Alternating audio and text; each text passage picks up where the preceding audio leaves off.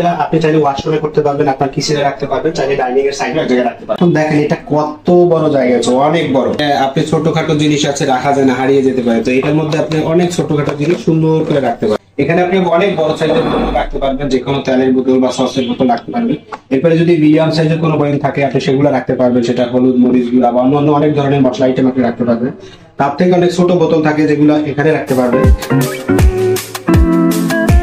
Height হবে 28 ইঞ্চি এবং এটার যে উইডথটা আছে আপনার এই উইডথটা হবে আপনার 16 ইঞ্চি।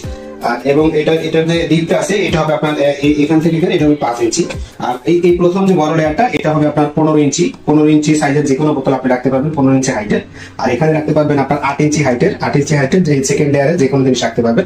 আর এখানে 5 থেকে 6 ইঞ্চি হাইটের যে কোনো। এরপর আপনার ডয়ারের মেজারমেন্টটা হবে, ডয়ারের উইডথ হবে আপনার 7 ইঞ্চি হবে, আর এটার দিকটা হবে আপনার 4.5 ইঞ্চি।